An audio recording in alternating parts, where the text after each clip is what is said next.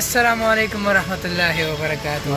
څنګه الله خیر دی جی؟ امید لرم چې روغ جوړ او خوشاله به دا وخت موږ اسلام آباد کې او سره سره د نری نری باران زبردست باران هم دی او روان یو اپناین پارک ته د وخت لپاره. نو ان شاء الله چې هغه پوره ویډیو به تاسو سره شریک کوو. چېرته به ځئ نه موږ سره سره اوسئ. راځئ چې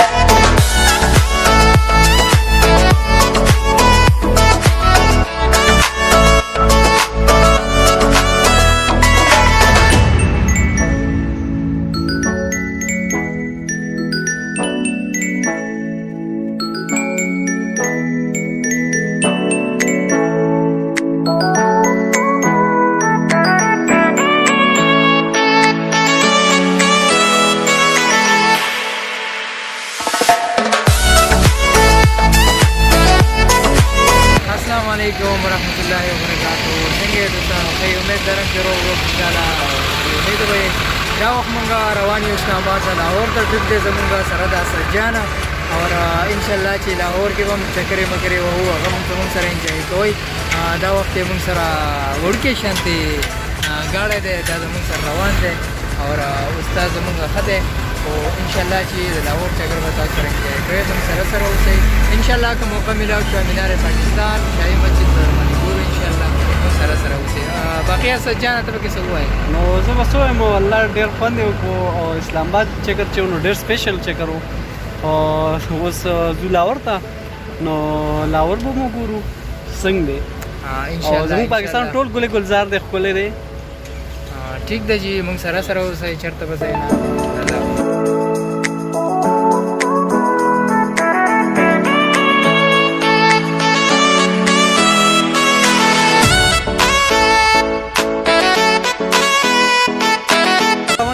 څنګه چل دی ملګرو؟ ښه برابر یې سر کې طبیعت مشه ده. دا ټایم مونږ کلر کهار ته راورسېدلو، والله ډېر ستړي شو ځکه ګاډی لږ پړکې بکل دی او لږ سړی ستړي کوي او دوړ سفر ډېر ایون روان دی ځکه چې موسم ډېر زبردست دی. باران وشو نو موسم ډېر ایون دی، ډېر زبردست موسم دی. حسن بھائی څه مو یار لستوی شوی که څنګه؟ یار بس ستړي خو نه یو، دې نه غټې غټې سفر یې ماته کړي دي. دا خو 300 کیلومتر 400 کیلومتر لار ده، 1100-1400 کیلومتر لار ما یوازې وهایي. دغه څه ټینشن نشته. په هر حال ګاډی زموږ سره نن ټینشن دی وړوکی دی ځکه چې پرابلم راځي خامخا انسان ته. د هغې وجې نه سبا انشاءالله که بله ورځ راتلو کوشش دا کوو استاده چې ټرین کې راشو.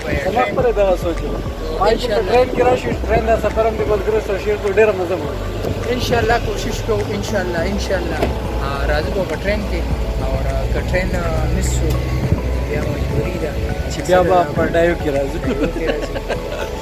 هغې ته ځان تیار کړه، ملاخه وتړه ښه مضبوطه. نه انشاءالله تر هغې به مونږ ریلیکس شوي وو واپسې پورې، ځکه چې لاهور کې ګرځېدل هم دي که نه، لکه مینار پاکستان دی، واګه باډر دی، بادشاهي مسجد دی او داسې ښه ښه تاریخي ځایونه دي، هغه به هم ملګرو سره شیر کول غواړي که نه. چې لاهور چکر ولګو انشاءالله د هغې نه بعد بیا نور ډیټیل درته وایم انشاءالله. او اسد خپل کار جاري ساته.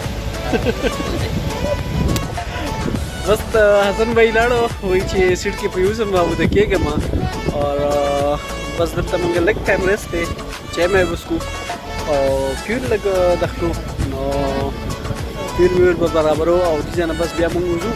موسم والله ډېر جانانه موسم دی صحیح ده انشاءالله ما یې تاسو راځي شیر موږ سره اوسئ.